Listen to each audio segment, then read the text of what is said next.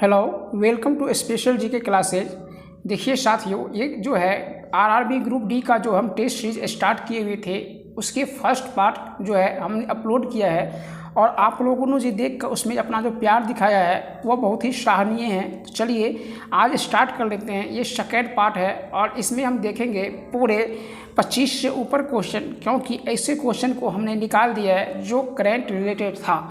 चलिए, तो उसमें कुछ आपको न्यूमेरिकल क्वेश्चन भी देखने को मिलेगा और कुछ जो है स्टैटिस्टिक्स के रूप में भी मिलेगा और कुछ साइंस से भी, माने क्या जो क्वेश्चन डाला गया है 2018 का सेम हम वही जो है लिए हैं। और टीसीएस जो है फिर से एग्ज़ाम जो होगी कंडक्ट करवाएगी, तो फिर इसी तरह के क्वेश्चन आने की अधिक संभावनाएँ हैं। तो चलिए बिना देर किए मैं संजय कुमार स्टार्ट कर लेता हूँ। ये फर्स्ट क्वेश्चन से फर्स्ट क्वेश्चन दिया गया है कि 120 वाट जो है 120 वाट का जो है एक विद्युत बल्ब है ना, उसे प्रतिदिन जो है 8 घंटे उपयोग में लाया जाता है।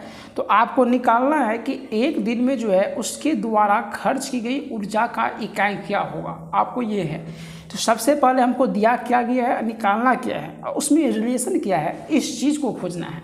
तो देखिए आपको एक दिया गया है पावर, क्योंकि वाट जो होता है तो वाट का जो घंटा होता है, क्या यूनिट होता है, वो क्या होता है, तो माने क्या पावर का जो यूनिट होता है वो होता है वाट। ठीक है, इसके बाद जो है एक दिया गया है आपको घंटा, माने टाइम दिया गया है, अब निकालना है एनर्जी।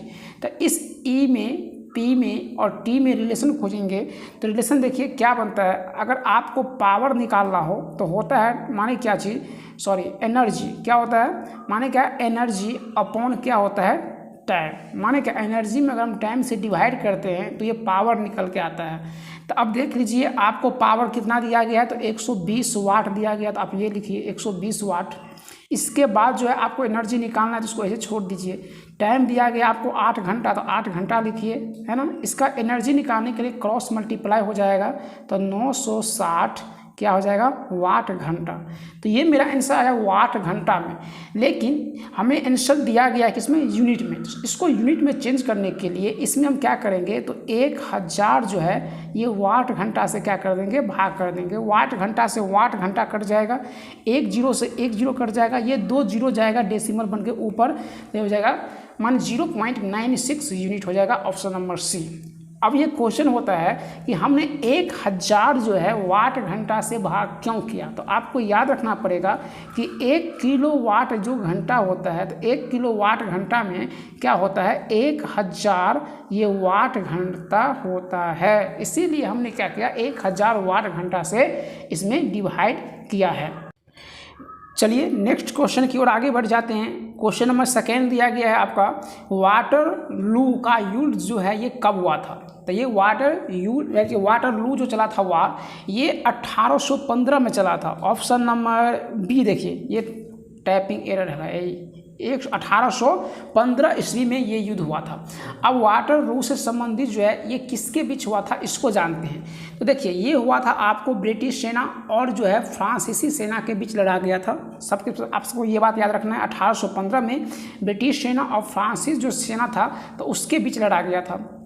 दूसरी बात आपको ये याद रखना है कि वाटर लू की जो लड़ाई हुई थी तो उसमें जो नेपोलियन बोनापार्ट ने जो है फ्रांसीसी की तरफ से जो है भाग लिया था। ठीक है, और आपको ये भी बात याद रखना है कि ये जो है 1815 में जो है नेपोलियन बोनापार्ट को इसी युद्ध के दरमियान जो है उसे क्या कर लिया गया था, गिरफ्तार कर लिया गया था और उसे जो है भेज दिया गया था। कहाँ भेजा था, तो कैसा क्वेश्चन पूछता है कि नेपोलियन बोनापार्ट को जो है जब उसे माने क्या अपने कब्जे में ब्रिटिश ने ले लिया तो उसे कहाँ भेज दिया गया था, तो उसे भेज दिया था हेलेना। कहाँ पर, तो हेलेना पर जो द्वीप है वहाँ पर भेज दिया गया था। और यहाँ पर 6 वर्ष के बाद नेपोलियन बोनापार्ट का जो है 1821 में क्या हो गया था, मृत्यु हो गया था। तो आपको ये भी बात है याद रखनी। ठीक है, चलिए नेक्स्ट क्वेश्चन की ओर आगे बढ़ जाते हैं। क्वेश्चन नंबर 2 देखिए, सॉरी थर्ड नंबर क्वेश्चन। एक दिया गया है, इसमें 2 प्रतिरोध हैं। ठीक है, एक का जो है 110 ओम है, दूसरा जो प्रतिरोध है इसका कितना है, तो 20 ओम है। और उसमें 6 वोल्ट का जो है एक बैटरी जोड़ दिया है और उसकी क्रम में जोड़ा है, श्रृंखला के क्रम में जोड़ा गया है। तो इसमें कितना विद्युत प्रवाह हो रहा है आपको ये निकालना है। विद्युत प्रवाह का मतलब है माने आपको करंट माने आई निकालना है। तो देखिए सबसे पहली बात आपको ये समझना पड़ेगा कि किसी भी श्रृंखला जो होती है वह दो तरह की श्रृंखला होती है। एक होता है श्रेणी श्रृंखला, एक क्या होता है श्रेणी, एक होता है समांतर, एक क्या होता है समांतर। तो समझिए श्रेणी का प्रयोग कब होता है, समांतर प्रयोग कब होता है। एक क्वेश्चन इससे भी बन जाता है कि आपके घर में जो बिजली का जो कनेक्शन है जो जोड़ा जाता है तार को, ये किस क्रम में जोड़ा जाता है, श्रेणी में या समांतर में। तो आपको टिक करना है समांतर में। अब देखिए जब श्रेणी क्रम में जो होता है तो उसमें जो क्या होता है इक्विवेलेंट जो क्या होते हैं, माने क्या रेसिस्टेंट होते हैं, वो जितने भी सारे प्रतिरोध होते हैं R1 R2 ऐसे करके क्या करते हैं जोड़ते चले जाते हैं, ठीक है। लेकिन अगर समांतर क्रम में जो क्या होते हैं इक्विवेलेंट ऑफ जो क्या होता है रेसिस्टेंट होते हैं, मतलब इसको हम क्या करते हैं 1 कर देते हैं, माने 1 रेसिस्टेंट ऑफ इक्वल टू क्या होता है 1/R1 + 1/R2 ऐसे करके जोड़ते चले जाते हैं। तो यहाँ पर तो स्पष्ट कर दिया है कि यह श्रृंखला क्रम में जोड़ा है। तो सबसे पहले हम निकालेंगे क्या श्रेणी क्रम में जोड़ेंगे इक्विवेलेंट जो है रेसिस्टेंट कितना है। तो देखिए इक्विवेलेंट जो रेसिस्टेंट हो जाएगा वह कितना हो जाएगा, तो 20 प्लस कितना हो जाएगा तो 110। ये क्वेश्चन में कुछ एरर है, ठीक है, आंसर तो मैच नहीं कर पाएगा, यहाँ पर 10 कीजिए, ठीक है। तो कितना हो जाएगा 10। तो टोटल जो हो गया वह कितना हो गया 30। इक्विवेलेंट जो है रेसिस्टेंट कितना हो गया 30 हो गया, 30, ठीक है। तो इसको याद रखेगा 30 ओम हो गया। अब चलिए नेक्स्ट बात कर लेते हैं। इसमें दिया गया आपको क्या चीज़, बैटरी का वोल्ट दिया गया 6। तो एक रिलेशन आपको याद रखना पड़ेगा कि V = क्या होता है I × R होता है। तो आपको निकालना है I, तो I निकालना तो ये R जाएगा अपॉन में, बट्टा में चल जाएगा, यहाँ से ये हट जाएगा बट्टा में, तो I का वैल्यू हो जाएगा V/R। अब V कितना दिया गया आपको 6 दिया गया। R आप अभी निकालें इक्विवेलेंट कितना निकाले थे 30 निकाले थे, इसको काट देंगे 1 कितना हो जाएगा 5। 1 में 5 से डिवाइड करेंगे तो क्या जाएगा 0.2 एम्पियर, क्योंकि विद्युत धारा को एम्पियर में मापते हैं तो क्या हो जाएगा 0.2 एम्पियर। क्लियर। चलिए नेक्स्ट क्वेश्चन की ओर बढ़ जाते हैं। क्वेश्चन नंबर 4 कहा गया है कि भारतीय समुदाय के योगदान को जो है चिन्हित करने के लिए, ठीक है, 9 जनवरी को जो है कौन से दिवस के रूप में मनाते हैं, आपको ये बात क्लियर करनी है। देखिए 9 जनवरी को अपने मनाते हैं माने का प्रवासी भारतीय दिवस के रूप में मनाते हैं। क्या मनाते हैं, प्रवासी भारतीय दिवस के रूप में मनाते हैं। आपको ये कमेंट करना है कि जो 2021 में हमने 9 जनवरी को जो मनाया था ये क्या चीज़ प्रवासी भारतीय दिवस, उसका थीम क्या था, आपको ये कमेंट में क्या करना है टाइप करना है। चलिए नेक्स्ट क्वेश्चन की ओर बढ़ जाते हैं। क्वेश्चन नंबर क्या है, देखिए इसका आंसर हो जाएगा डी नंबर। देखिए 5 नंबर क्वेश्चन क्या गया है, 5 नंबर क्वेश्चन कहा गया इनमें से कौन सा एक सरल अस्थायी उत्तक है। तो एक सरल अस्थायी उत्तक हो जाएगा आपका जाइलम। क्या हो जाएगा, जाइलम हो जाएगा।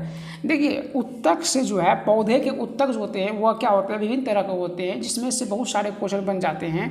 तो एक जो उत्तक होता है जाइलम, जाइलम का काम क्या होता है कि जड़ों द्वारा जो क्या कहा माने वाटर का माने जल का जो एब्जॉर्प्शन किया गया है माने अवशोषण किया गया उसको विभिन्न भागों में भेजना होता है। एक होता है फ्लोएम उत्तक, एक क्या होता है फ्लोएम होता है। तो फ्लोएम जो होता है खाद्य पदार्थों का क्या करता है भेजने का काम करता है। तो सबसे पहले आप ये दोनों बात याद रखिएगा। एक होता है क्या, एक इसी में बात कर लेते हैं, एक होता है कोलेनकाइमा होता है, पौधा में ही कोलेनकाइमा पाया जाता है, कोलेनकाइमा, ठीक है, इसको भी याद रखिएगा। कोलेनकाइमा का काम क्या है, कोलेनकाइमा का काम है ये पौधे में जो है ये क्या पैदा करती है माने क्या ऐसा कर सकते हैं कि नॉर्मल माने क्या यानी बिल्कुल ये क्या होता है नर्म होता है, इसी के कारण जो पौधे की पत्तियां सब होती है क्या होती है नर्म होती है। ये बात याद रखना है। दूसरी बात एक और उत्तक होता है, इस उत्तक को कहते हैं स्क्लेरेनकाइमा बोलते हैं या फिर इसको हिंदी में बोलते हैं द्विध्रुवोत्तक बोलते हैं। क्या बोलते हैं द्विध्रुवोत्तक बोलते हैं। उसका काम ये है पौधे में जो ऐसे यानी क्या कठोर होता है, उसके तना होते हैं, उसके जड़ होते हैं जो कठोर होते हैं, रूखे रूखे भाग होते हैं, ये इसी उत्तक के कारण होते हैं। तो इतनी सारा पॉइंट जो है यहाँ से क्लियर हुआ। क्वेश्चन नंबर 6 कहा गया है कि सॉल्यूशन का पीएच जो होता है, सॉल्यूशन का पीएच दिया गया है, ठीक है। उस सॉल्यूशन जो है उत्तम सांद्रता युक्त हाइड्रोजन आयन जो है उसका कितना होगा ये आपको निकालना है। तो इसका आंसर हो जाएगा आपका क्या चीज़ 2.4, ऑप्शन नंबर सी, ठीक है। इसमें आपको देखिए समझना क्या है कि कोई भी सॉल्यूशन होता है ये हाइड्रोजन आयन का क्या होता है, तो ये हाइड्रोजन आयन के पीएच स्तर को बताने का काम करता है कि भाई पीएच जो है इसका लेवल क्या है, ये बताने का काम करता है कौन चीज़, हाइड्रोजन आयन। ठीक है, किसी भी सॉल्यूशन में। दूसरी बात आपको ये याद रखना है कि पीएच जो स्केल होता है, तो पीएच स्केल में जो वैल्यू पुट किया जाता है वो 1 से लेकर 14 तक के बीच के वैल्यू को पुट किया जाता है, दिखाया जाता है, डिनोट किया जाता है, जिसमें 0 से लेकर अगर 7 तक के जो वैल्यू आपको दिखाते हैं, माने 7 से कम तक के जो वैल्यू दिखाते हैं, ये दिखाते हैं कि ये क्या है, अम्लीय है। ठीक है, और जो वैल्यू बिल्कुल 7 के क्या होता है, इक्विवेलेंट होता है, बराबर होता है, ये उदासीन दिखाते हैं। और जो 7 से क्या होते हैं, बड़े होते हैं, यानी 8, 9, 10, 14 तक होते हैं, तो वे क्षारीय दिखाते हैं। क्या दिखाते हैं, क्षारीय दिखाते हैं। ठीक है, तो ये भी बात आपको याद रखनी है। चलिए नेक्स्ट क्वेश्चन की ओर आगे बढ़ते हैं। Question number 7। क्वेश्चन नंबर 7 कहा गया है कि इनमें से किस पौधे के शरीर को जड़ों, तना, पत्ती में बांट दिया जाता है, विभेदित किया जाता है, तो इसका आंसर हो जाएगा स्पाइरोगैरा। क्या हो जाएगा, स्पाइरोगैरा। अब स्पाइरोगैरा है क्या, उसके बारे में जानिए। स्पाइरोगैरा जो है एक शैवाल है। क्या है, शैवाल है। कभी कभी क्वेश्चन आपको ऐसा भी पूछा जाएगा कि समुद्र में जो होते हैं कभी कभी वो लाल नजर आते हैं उसके पानी, वो किसके कारण, तो शैवाल के कारण ही नजर आते हैं। ये बायोलॉजी का चैप्टर है, लेकिन यहाँ पर स्पाइरोगैरा का बात करें तो ये भी क्या है, एक शैवाल है। इसमें जो कोशिका उसकी जो होती है वो क्या होती है, बेलनाकार होती है। आपको ये बात याद रखना है। और स्पाइरोगैरा को जो है एक हम अन्य नाम से भी जानते हैं, हो सकता है कि एग्जाम में क्वेश्चन पूछ ले, इसको बोलते हैं वाटर सिल्क। क्या बोलते हैं, वाटर सिल्क के नाम से जानते हैं, तो ये भी बात याद रखिएगा। उसे ही क्या कहते हैं, पॉन्ड। क्या कहते हैं, पॉन्ड सिल्क। क्या कहते हैं, पॉन्ड सिल्क। तो वाटर सिल्क और पॉन्ड सिल्क के नाम से किसको जानते हैं, स्पाइरोगैरा को जानते हैं। ठीक है, और इसी में आपको एक नाम और याद रखना है कि स्पाइरोगैरा जो है पहली जीवित कोशिका शैवाल है, जिसको हम किससे देखे थे, माइक्रोस्कोप की मदद से देखे थे। और ये किसने देखा था, तो उसका नाम था लुवेनहॉक, एंटीवेल लुवेनहॉक नाम याद रहेगा, जिसने जीवाणु का खोज किया था। जीवाणु का खोज किसने किया था, लुवेनहॉक ने ही किया था। और उसी ने पहली जो है जीवित कोशिका शैवाल जो है कहाँ देखा, तो स्पाइरोगैरा में देखा। ठीक है, इतना सा जो है ये पॉइंट क्लियर हुआ। नेक्स्ट क्वेश्चन की ओर आगे बढ़ते हैं। क्वेश्चन नंबर 8 ये दिया गया केमिस्ट्री से। आधुनिक जो है आवर्त सारणी के बारे में कहा गया है कि आधुनिक आवर्त सारणी के किस समूह को जो है हेलोजन के ग्रुप में जो है रखते हैं, तो ये हो जाएगा समूह नंबर कितना, 17, ऑप्शन नंबर बी। अब समझिए, देखिए सबसे पहले आपको एक क्वेश्चन इसमें ये दागा जा सकता है कि आधुनिक आवर्त सारणी जो है उसकी खोज जो है किसने किया था, तो इसका खोज जो है मोसले ने किया था। किसने किया था, मोसले ने किया था।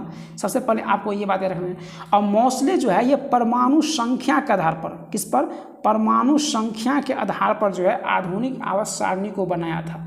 ठीक है, चलिए हेलोजन समूह में कौन कौन से तत्व आ जाते हैं, तो इसको याद रखिए। देखिए इसमें आ जाते हैं फ्लोरीन, इसमें आ जाते हैं क्लोरीन, इसमें आ जाते हैं ब्रोमीन, और इसमें आ जाते हैं आयोडीन, इसमें एक और आते हैं स्टार्टीन। याद रहेगा, ये 5 तत्व जो है ये हेलोजन समूह में आते हैं। ये फ्लोरीन जो है इसका परमाणु संख्या याद रखेगा 9 होता है। क्लोरीन है, इसका परमाणु संख्या याद रखेगा 17 होता है। एक क्या है, ये ब्रोमीन है, इसका परमाणु संख्या कितना होता है, 35 होता है। आयोडीन है, इसका परमाणु संख्या कितना होता है, तो 53 होता है। और स्टार्टीन है, उसका परमाणु संख्या कितना होता है, तो 85 होता है। तो ये इतने सारे जो बात आप याद रख सकते हैं। चलिए नेक्स्ट क्वेश्चन की ओर आगे बढ़ जाते हैं। नेक्स्ट क्वेश्चन कहा गया है कि निम्न में से कौन सा जो है हार्मोन युवा अवस्था में इस समय लड़कों में दिखाई देने वाली उपस्थिति के बदलाव है। लड़के में जो होती है एक ऐसी अवस्था होती है कि उसमें जो है बदलाव देखने को मिलते हैं उसके चेहरे को लेकर जनांग, तो ये जो होती है किसके कारण होता है, किस हार्मोन के कारण होता है, तो ये हो जाएगा टेस्टोस्टेरोन के कारण होता है। याद रहेगा, टेस्टोस्टेरोन का कारण होता है, क्योंकि ऐसे भी क्वेश्चन सिंपली पूछा जा सकता है कि टेस्ट माने का पुरुष वर्ग के हार्मोन का नाम बताइए, सिंपल वही क्वेश्चन है। तो टेस्टोस्टेरोन। ठीक है, देखिए एक इसमें ऑप्शन दिया गया है, ऑप्शन नंबर 4 से कनेक्ट क्लियर करते हैं। एक इंसुलिन के बारे में बताया गया है। तो इंसुलिन जो है क्वेश्चन ऐसे पूछता है कि इंसुलिन का स्राव कहाँ से होता है। तो इंसुलिन का स्राव जो होता है ये होता है बीटा कोशिका से। किससे होता है? बीटा कोशिका से होता है। अगर इसकी मात्रा शरीर में अगर कम हो जाती है तो उससे जो बीमारी होती है उसको बोलते हैं, क्या बोलते हैं? क्या बोलते हैं? हाइपरग्लाइसेमिया। क्या बोलते हैं? हाइपरग्लाइसेमिया के नाम से जानते हैं, याद रहेगा। हाइपरग्लाइसेमिया इंसुलिन की कमी के कारण होता है। देखिए एक ऑप्शन और देख लीजिए, ये इंपॉर्टेंट है, थायरॉक्सिन। देखिए थायरॉक्सिन का जो काम है वो क्या होता है, तो आयोडीन के जो हमारे शरीर में मात्रा है उसको नियंत्रण करना होता है। जब इसकी कमी होती है तो ये घेंघा जैसे रोग जो होते हैं, गलकंड जिसे बोलते हैं, इस तरह की बीमारी जो होते हैं किससे होता है? थायरॉक्सिन से होता है। ठीक है, चलिए नेक्स्ट क्वेश्चन की ओर आगे बढ़ जाते हैं। क्वेश्चन नंबर दिया गया है 10। ये 10 नंबर क्वेश्चन क्या कहा गया है? वेलुथम्पी दालवा किस भारतीय रियासत से थे? रियासत का नाम पूछा है जिन्होंने अंग्रेजों के खिलाफ विद्रोह करने के लिए जाना जाता है। तो देखिए इसका आंसर क्या हो जाएगा? त्रावणकोर। क्या हो जाएगा? त्रावणकोर। तो ऑप्शन नंबर उसमें कितना? 4 पर टिक कीजिए।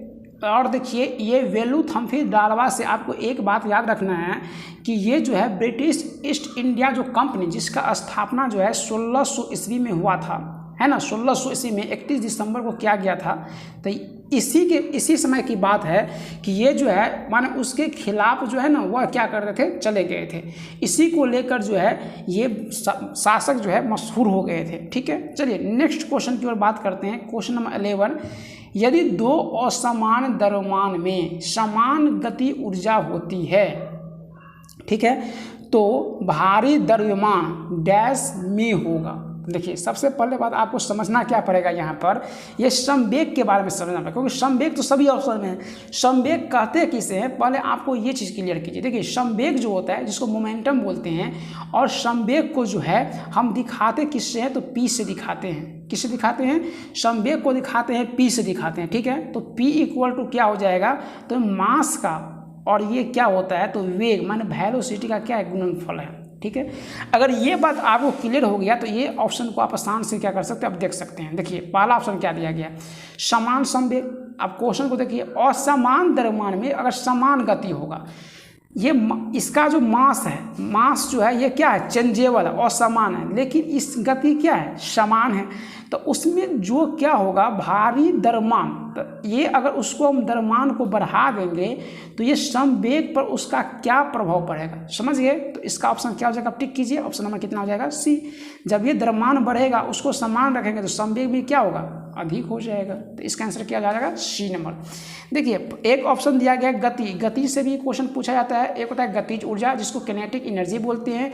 तो ये भी याद रखें, किनेटिक एनर्जी जो होता है वह क्या होता है? हाफ mv² होता है। क्या होता है? Half mv²। देखिए इसमें हम क्या कर सकते हैं? रिलेशन जोड़ सकते हैं। अगर k बराबर होता है कि हाफ, अगर mv² होता है तो हम जानते हैं कि m गुने क्या होता है? v। m गुने v इक्वल टू क्या होता है? p। तो यहाँ पर हम ये लिख सकते हैं कि अगर हाफ mv² है तो इसको तो हाफ लिख सकते हैं, और mv को क्या लिख सकते हैं? p लिख सकते हैं। अब v है तो क्या लिख सकते हैं? v लिख सकते हैं। तो ये p भी बाई क्या हो गया? 2 हो गया। तो ऐसे भी क्वेश्चन जो है अरेंज होता है। चलिए नेक्स्ट क्वेश्चन की ओर देखिए। क्वेश्चन नंबर कहा गया है आपको क्या चाहिए? 12, इनमें से किस यौगिक में क्रिस्टलीकरण जो है जल नहीं है? तो देखिए इसका आंसर क्या हो जाएगा? इसका आंसर हो जाएगा आपको ऑप्शन नंबर डी। क्या हो जाएगा? Baking soda. बेकिंग सोडा जो होता है, सबसे पहले उसके बारे में जानिए। बेकिंग सोडा का कभी रासायनिक अगर सूत्र आपसे पूछ लिया जाए तो लिखिएगा NaHCO3। ये उसका क्या है? रासायनिक सूत्र है। ठीक है, एक और देख लीजिए इसी से संबंधित जो है कि एक ऑप्शन नंबर में दिया गया है जिप्सम। जिप्सम का भी रासायनिक सूत्र एग्जाम में पूछा जा सकता है। तो ये देखिए CaSO4 × 2H2O। ठीक है, धोवन सोडा का अगर रासायनिक सूत्र पूछे तो क्या लिखेगा? Na2CO3। और एक कॉपर सल्फेट है, क्या हो जाएगा? CuSO4। ठीक है, ये जितनी रासायनिक जो सूत्र होता है आपको बिल्कुल याद रहना चाहिए। नेक्स्ट क्वेश्चन की ओर आगे बढ़ जाते हैं। नेक्स्ट क्वेश्चन है 13 नंबर। क्या कहा गया है? समय के साथ लंबवत में गई कोई गेंद जो है कि वेग में, बैग में नहीं, वेग में मैंने वेलोसिटी में, इसमें क्या होगा, तो इसका जो वेलोसिटी है ऊपर से की ओर क्या होगा, सकारात्मक होगा। क्या होगा, ऊपर की ओर सकारात्मक होगा। अब देखिए क्यों, ऐसा क्यों होगा, क्योंकि वेग और समय जो होते हैं एक दूसरे के क्या होते हैं, एक दूसरे के अगर रैखिक रूप में देखा जाए, रैखिक का मतलब हुआ या सीधा, अगर इस रूप में देखा जाए तो समानुपाती होते हैं। और एक क्या करता है, सीधी रेखा में जो होता है अगर देखा जाए तो ये क्या होता है, समीकरण के समान हो जाते हैं। ठीक है, तो इसीलिए ऐसा होता है। तो आपको ये भी बात याद रखनी पड़ेगी। क्वेश्चन नंबर 14 देख लीजिए, क्या कहा गया, इनमें से कौन सा जानवर मुकुलन द्वारा पुनर्उत्पादित या पुनर्जन्म जो है करता है। इसका आंसर क्या हो जाएगा, हाइड्रा। क्या हो जाएगा, हाइड्रा। तो हाइड्रा जो है इसमें क्या होता है, मुकुलन द्वारा जो होता है वो अपने क्या करता है, समान जीव को क्या करते हैं, तो पैदा करते हैं। तो आपको ये बात याद रखना है। और एक ऑप्शन नंबर दिया गया इसमें से, ये देखिए प्लाज्मोडियम के बारे में दिया गया ऑप्शन नंबर बी में, तो इसके बारे में भी जानिए। प्लाज्मोडियम जो है एक प्रकार का क्या है, प्रोटोजोआ है। क्या है, प्रोटोजोआ है। ये बात याद रखिएगा। जो मनुष्य में जो है अलैंगिक चक्र में क्या रहता है, वह भाग लेता है। एक ऑप्शन दिया गया है यानी प्लानारिया दिया गया है ऑप्शन नंबर सी में। देखिए ये जो होता है इसमें भी क्या होती है, अलैंगिक प्रजनन ही इसमें होता है। ठीक है, चलिए नेक्स्ट क्वेश्चन की ओर आगे बढ़ते हैं। क्वेश्चन नंबर दिया गया है 15। एक है मिट्टी है, इस मिट्टी का नाम है करेवा। क्या नाम है, करेवा। जो भारत के किस राज्य में पाए जाते हैं, ये याद रखना है। तो ये पाया जाता है जम्मू कश्मीर में, जम्मू एंड कश्मीर में एक करेवा नामक मिट्टी जो है ये पाया जाता है। और ये जो है किस घाटी में पाया जाता है, अगर ऐसा क्वेश्चन पूछ लिया जाए तो इसका टिक कीजिएगा भद्रवा। कौन सा घाटी, भद्रवा घाटी, इसमें पाया जाता है। नेक्स्ट क्वेश्चन की ओर बढ़िए। क्वेश्चन नंबर क्या कहा गया है, 16। विद्युत बल्ब आमतौर पर डैश रासायनिक निष्क्रिय गैस से भरे होते हैं। अभी तक आप ऐसे पता है आर्गन जो होता है एक निष्क्रिय गैस है जो इसमें भरे होते हैं, लेकिन यहाँ पर आर्गन तो ऑप्शन में है नहीं, तो इसको टिक करेंगे नाइट्रोजन। क्या टिक करेंगे, नाइट्रोजन। देखिए इसमें नाइट्रोजन जो होती है आमतौर पर क्या करती है, आर्गन और नाइट्रोजन दोनों साथ में भरी होती है। ठीक है, जो एक निष्क्रिय रूप में वह काम करती है।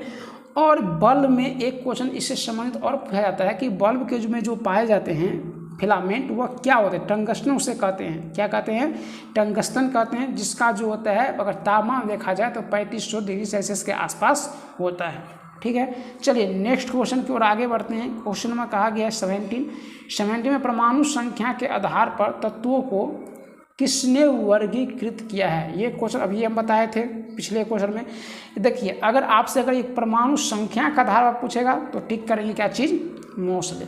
परमाणु द्रव्यमान के आधार पर बोलेगा तो टिक करेंगे मेंडलीफ। मेंडलीफ ने जो है परमाणु द्रव्यमान के आधार पर जो है तत्व का वर्गीकरण किया था। लेकिन अगर मोस्ले में पूछेगा ये परमाणु संख्या के आधार पर किया था। एक ऑप्शन, हाँ क्वेश्चन ऐसा ही पूछा जा सकता है कि ये मोस्ले जो है कब दिया था, तो ये दिया था 1913 का बात है। कब है, उसे 1913 में। और दूसरी बात आपको ये भी याद रखना है कि न्यूलैंड्स के बारे में अष्टक सिद्धांत किसने दिया था, तो अष्टक जो सिद्धांत था न्यूलैंड्स ने दिया था। ठीक है, और डोबेराइनर ने ये कौन सा सिद्धांत दिया था, ट्रिक सिद्धांत दिया था। हुआ इतना बासरा क्लियर। चलिए नेक्स्ट क्वेश्चन की ओर आगे बढ़ जाइए। नेक्स्ट क्वेश्चन कह रहा है कि 18 नंबर, एक रासायनिक, क्या कहा गया है, एक मिनट, चलिए देखिए क्वेश्चन नंबर 18 कहा गया कि एक रासायनिक प्रतिक्रिया जिसमें उसमें उत्पन्न होती है उसे क्या कहते हैं। कहने का अर्थ ये है जिसमें यहाँ पर कुछ गलती है, इसमें उष्मा उत्पन्न होती है, ऐसे लिखना चाहिए। जिसमें यहाँ पर एक चीज़ छूट गया है, यहाँ पर होगा उसमें क्या उत्पन्न होती है, उष्मा, तो उसे क्या कहते हैं, तो उसे कहते हैं उष्माक्षेपी प्रतिक्रिया। Option number B. क्या कहते हैं, उष्माक्षेपी प्रतिक्रिया। देखिए उष्माक्षेपी प्रतिक्रिया क्या होती है, उष्माक्षेपी प्रतिक्रिया में जो होती है उष्मा उत्पन्न होती है। ठीक है, जैसे कोई ईंधन है ना, जैसे पेट्रोल है आपके पास, लकड़ी है, जब वो जलती है तो उससे क्या निकलती है, उष्मा निकलती है, तो ये हुआ उष्माक्षेपी हुआ, है ना। इसी प्रकार से काम करती है, माने क्या, थर्माइट प्रतिक्रिया जो है इसी पर काम करती है। और इसी में एक ऑप्शन दिया गया है उष्माशोषी अभिक्रिया। उष्माशोषी अभिक्रिया क्या करती है, जो हीट जो होती है, हीट को ये क्या करती है, एब्जॉर्ब करती है। जैसे अगर बर्फ़ पिघलती है तो हीट को एब्जॉर्ब करती है, तब जाकर वो पिघलती है। तो बर्फ़ का पिघलना जो है इसमें क्या है, उष्माशोषी प्रतिक्रिया है। कोई तरल पदार्थ है, जब उसको क्या करता है, उसको गर्म करते हैं तो उसमें से क्या होती है, तो माने क्या, वह वाष्पीकृत होने लगता है। तो वो किसके कारण? तो उष्मा शोषी प्रतिक्रिया के कारण ऐसा होने लगता है। देखिए एक ऑप्शन नंबर दिया गया है डी में, विस्थापन प्रतिक्रिया। देखिए विस्थापन प्रतिक्रिया क्या है? विस्थापन प्रतिक्रिया जो है इसमें धातु भी माने मेटल भी भाग लेगा और नॉन मेटल जो है वो भी क्या रहता है? भाग लेता है इसमें, ठीक है, ये बात आपको याद रखना है। दूसरी बात जो है इसमें होता क्या है, अगर अत्यधिक क्या है प्रतिक्रियाशील है तो वह क्या करता है, अपने यौगिक से कम प्रतिक्रियाशील तत्व से क्या कर लेता है? अदला बदली कर लेता है, विस्थापित कर लेता है। तो ये किस प्रकार की प्रतिक्रिया कहलाती है? विस्थापित प्रतिक्रिया कहलाती है। चलिए नेक्स्ट क्वेश्चन की ओर आगे बढ़ते हैं। क्वेश्चन नंबर दिया गया आपको 19 में कहा गया है कि वह बिंदु जहाँ किसी वस्तु की जो क्या होती है संपूर्ण, यहाँ पर होगा संपूर्ण के बाद भार, क्या होगा? भार, संपूर्ण भार कार्य करता है, उसे किस रूप में जाना जाता है? तो उसे कहते हैं गुरुत्व केंद्र। क्या कहते हैं? गुरुत्व केंद्र। चाहे कोई भी देखिए, अगर एक व्यक्ति है तो एक व्यक्ति का गुरुत्व केंद्र जो है उसका नाभि होता है, जिसको क्या बोलते हैं? माने पेट की जो बीच में होता है नाभि, ये होता है। अगर ये बैलेंस यहाँ से बिगड़ती है तो ये कोई क्या आती है? गिरने लगते हैं, है ना। इसी तरह से किसी वस्तु का अगर संपूर्ण भार जो है वो उसके गुरुत्व केंद्र पर क्या करता है? तो काम करता है, ठीक है। और ये बात हो गया क्लियर। चलिए नेक्स्ट क्वेश्चन की ओर बढ़ जाइए। नेक्स्ट क्वेश्चन क्या कहा गया? क्वेश्चन नंबर दिया गया है देखिए 20 जो है बहुत इंपॉर्टेंट क्वेश्चन है। चंद्रमा पर किसी वस्तु का भार पृथ्वी पर भार के कितना गुना होता है? तो अगर क्वेश्चन पूछे चंद्रमा पर भार क्या होता है पृथ्वी के भार के कितना गुना, तो अगर पृथ्वी पर 6 किलो भार होगा तो चंद्रमा पर क्या होगा? 1 किलो होगा। इसका मतलब है चंद्रमा पर जो भार होगा क्या होगा? 1/6 होगा, ठीक है, याद रखिएगा। इसी में और आप अगर देख सकते हैं तो इसका आंसर क्या हो जाएगा? Option number B. इसी में एक क्वेश्चन अगर द्रव्यमान से पूछा जाए, कंफ्यूज नहीं करना है, द्रव्यमान मास अलग चीज हुआ, वेट अलग चीज हुआ। तो वेट जो होता है पृथ्वी पर के जितना वेट होगा उसका 1/6 गुना होगा कहाँ पर? चंद्रमा पर। लेकिन अगर द्रव्यमान के बारे में आपसे पूछा जाए तो चंद्रमा पर का जो द्रव्यमान होगा पृथ्वी के द्रव्यमान का कितना होगा? 1/100 गुना होगा। यानी पृथ्वी पर अगर 100 के द्रव्यमान है, मास है, तो वही जो अगर हम चंद्रमा पर जाएंगे तो वहाँ पर कितना हो जाएगा? 1 मास के क्या हो जाएगा? बराबर हो जाएगा। अब देखिए एक क्वेश्चन और पूछा जाता है, ये पूछा जाता है आपको किससे? तो त्रिज्या को लेकर क्वेश्चन पूछा जाता है। अगर पृथ्वी के त्रिज्या जो होती है ना, अगर चंद्रमा के त्रिज्या के बारे में बात किया जाए तो पृथ्वी के त्रिज्या का क्या होता है? 1/4 है। अगर क्या है पृथ्वी का त्रिज्या अगर 4 है तो चंद्रमा कितना हो जाएगा? 1 हो जाएगा। कहने का सो तात्पर्य। ये 3 टॉपिक जो है आपको यहाँ से क्लियर हो गया। चलिए क्वेश्चन नंबर चल जाते हैं कितना की ओर। तो ये क्वेश्चन नंबर आपका है 21 में कहा गया कैल्शियम हाइड्रोक्साइड का सही सूत्र क्या है? देखिए इससे पहले आपको हम सारा सूत्र बताए थे। तो ऐसे ऐसे क्वेश्चन जो है ग्रुप डी में पूछ लिया जाता है, तो आपको बिल्कुल याद रखना चाहिए। तो इसका आंसर क्या हो जाएगा? कैल्शियम हाइड्रोक्साइड का अगर सही सूत्र के बारे में बात किया जाए तो ऑप्शन नंबर देख लीजिए, इसमें CaOH होल ट्वाइस हो जाएगा, ठीक है। चलिए और इसके बारे में कुछ जानते हैं। इसे जो है और किस नाम से जानते हैं? कैल्शियम हाइड्रोक्साइड को दूसरा नाम क्या है? तो चूना, उसे क्या बोलते हैं? चूना बोलते हैं, ठीक है। और इसी में जो है यह जो है एक प्रकार का जो है अकार्बनिक यौगिक होता है जो बिल्कुल क्या होते हैं? रंगहीन क्रिस्टल होता है और उसे माने का बिना बुझे हुए चूने के साथ पानी में मिलाकर बनाया जाता है, जिसे कैल्शियम ऑक्साइड कहते हैं। बिना बुझे हुए चूने को उसमें उसके साथ मिलाकर उसे क्या करते हैं? बनाते हैं और उससे तैयार करते हैं क्या चीज़? जो आपके घर बनाने में काम आता है, सीमेंट, है ना। इसमें इसका प्रयोग हम कर लेते हैं। चलिए नेक्स्ट क्वेश्चन की ओर आगे बढ़ते हैं। क्वेश्चन नंबर क्या दिया गया है? 22 में देखिए क्वेश्चन कहा गया है कि जल से लेकर 5 तक प्रकाश की किरण गुजरती है। ये देखिए ये भी यहाँ पे कुछ गलत टाइप हुआ है, ठीक है। चलिए इस क्वेश्चन को छोड़ते हैं, आगे बढ़ते हैं। देखिए क्वेश्चन क्या कहा गया है? क्वेश्चन नंबर 23 कहा गया है कि 40 किलोग्राम की एक लड़की दौड़ पर जो है विमान की सीढ़ी दौड़कर विमान की सीढ़ी पर 4 सेकंड में 5 मीटर क्या करती है? चढ़ती है। तो मास दिया गया 40 kg, टाइम दिया गया 4 सेकंड और एक दिया गया आपको कितना मीटर चढ़ती है? तो 5 मीटर। तो ये आपका हाइट हो गया। ये क्या है? हाइट दिया गया है। आपको निकालना क्या है? शक्ति, निकालना है पावर। तो देखिए सबसे पहले हमको दिया क्या है उसके बारे में सोचना है, निकालना क्या है? रिलेशन बैठाना है, उसके बाद सोल्व करना है। तो ये दिया गया आपका मास, ठीक है, तो ये याद रखिए। एक आपको दिया गया हाइट, ये दिया गया हाइट और ये दिया गया है टाइम। तो सबसे पहले अगर हम निकालना है हमको क्या चीज़, तो निकालना है इसमें हमको शक्ति। तो अगर सबसे पहले हम वेट ज्ञात कर लें, वेट निकाल लें, तो ये क्वेश्चन निकालना आसान हो जाएगा। क्योंकि अगर वेट निकल जाएगा तो वेट से हम पावर का जो है कनेक्शन कर सकते हैं, क्योंकि हमको टाइम दिया गया है ना।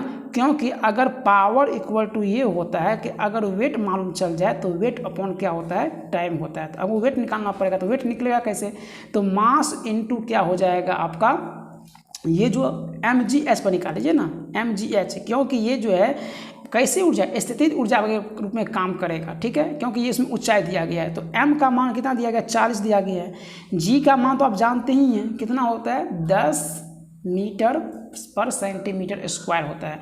तो 40 गुने 10 और गुने कितना 5, कितना बोले 40 गुने 10 और गुने कितना बोले 5, तो 400 और गुने 5 कितना हो जाएगा, 2000 हो जाएगा। अब देखिए 2000 हो गया, तो 2000 ये क्या हो गया, वेट हो गया। इसमें आप क्या कर दीजिए, भाग दीजिए टाइम से, तो क्या निकल के आ जाएगा, पावर। टाइम कितना दिया गया है 4, भाग देंगे कितना हो जाएगा 500। तो पावर का यूनिट क्या होता है, वाट। तो देखिए 500 वाट किस ऑप्शन में, ऑप्शन नंबर सी में, हो गया कंप्लीट। तो यही होता है बनाने का तरीका, ठीक है। आपको दिया क्या गया ये खोजना है, आपको निकालना क्या है ये खोजना है, और इसमें रिलेशन कैसे बैठेगा इस चीज़ को ध्यान में रखना है, तो ये आपका क्वेश्चन बन जाएगा। चलिए नेक्स्ट क्वेश्चन की ओर आगे बढ़ते हैं। क्वेश्चन नंबर 24 का आ गया है, राष्ट्रीय मतदाता दिवस जो है कब मनाते हैं। देखिए प्रत्येक वर्ष जो है राष्ट्रीय मतदाता दिवस जो है ये मनाते हैं कब, तो 25 जनवरी को मनाते हैं। कब मनाते हैं, 25 जनवरी को मनाते हैं, ये बात आप याद रखेंगे। और आप हमको एक चीज़ कमेंट में टाइप करेंगे कि इस बार 2021 में जो ये राष्ट्रीय मतदाता दिवस मनाया गया था उसका थीम क्या था, ये आप कमेंट में टाइप कीजिए। चलिए क्वेश्चन नंबर देखते हैं 24-25 की तरफ। यूरोप की जो सबसे लंबी नदी है वो कौन सी है। देखिए यूरोप की सबसे लंबी नदी जो है वोल्गा नदी है। कौन है, वोल्गा नदी। अगर उस नदी की अगर कितना लंबी है तो ये बात किया जाए तो ये है 2294 मील, है ना। उसे रूस का राष्ट्रीय नदी के रूप में जाना जाता है। तो सबसे पहले बात ये याद रखिए कि यूरोप की अगर सबसे लंबी नदी पूछे तो मारेंगे वोल्गा, अगर लंबाई पूछ ले तो 2294 मील मारेंगे। अगर क्वेश्चन को फिर चेंज करके पूछे कि रूस का जो है राष्ट्रीय नदी किसे कहते हैं तो वोल्गा नदी को कहते हैं, है ना। ये भी बात आपको याद रखना है। एक क्वेश्चन हो सकता है वोल्गा नदी से और बनता है कि इसके सहायक नदी का नाम बताइए। इसका सहायक नदी है कामा ओका। क्या है, कामा और ओका, उसका क्या है, सहायक नदी है, ठीक है। और यूरोप की अगर दूसरी सबसे लंबी नदी पूछे तो उसका आंसर कीजिएगा डेन्यूब। क्या आंसर कीजिएगा, डेन्यूब, याद रहेगा। चलिए इतना सारा क्वेश्चन। चलिए नेक्स्ट क्वेश्चन की ओर आगे बढ़ते हैं। क्वेश्चन नंबर 26 देखिए, चुंबकीय क्षेत्र के संबंध में कुंडल की गति की दिशा जो है डैश होने पर प्रेरित धारा उत्तम मानी जाती है। माने चुंबकीय जो क्षेत्र है अगर इसमें कुंडल की गति जो है किस दिशा में होगी या कितने डिग्री पर उसे माने घुमाया जाए कि उसमें जो प्रेरित माने क्या करंट होगा ये सबसे अच्छा माना जाएगा। तो यह है 90 डिग्री पर। कितना डिग्री पर, 90 डिग्री पर। और उसी में अगर क्वेश्चन ऐसा पूछ ले कि अगर सबसे निम्न उसकी धारा जो है निम्नतम कब होगी तो 180 डिग्री पर। जब वह क्या होगी, एक दूसरे के जो कुंडल है वह क्या हो जाए, पैरेलल हो जाएगी, तब ये क्या हो जाएगी, तो एक बहुत निम्नतम धारा होगी। तो देखिए साथियों, इसी वीडियो के साथ जो है क्वेश्चन के साथ ये वीडियो होता है समाप्त। देखिए आपको जो है अच्छी तरह से समझ में आया होगा, क्योंकि हमने एक एक पॉइंट का जो है इसमें डिस्कशन किया है और सारे पॉइंट को जो एडिशनल इन्फॉर्मेशन है उसने हमने उसको बताया है। देखिए अगर आपको जो है ये वीडियो अगर पसंद आई है तो ये नया चैनल है, अभी कुछ है ना उसमें प्रॉब्लम हो रही है, आप लोग उसको लाइक नहीं कर रहे हैं, शेयर नहीं कर रहे हैं, सब्सक्राइब नहीं कर रहे हैं, तो उसे लाइक कीजिए, शेयर कीजिए और सब्सक्राइब भी कीजिए, क्योंकि न्यूज़ चैनल पर कुछ समस्याएं होती है, ठीक ना। ये समस्या धीरे धीरे सुधार हो जाएगी। Thanks for watching this video. God bless you of all.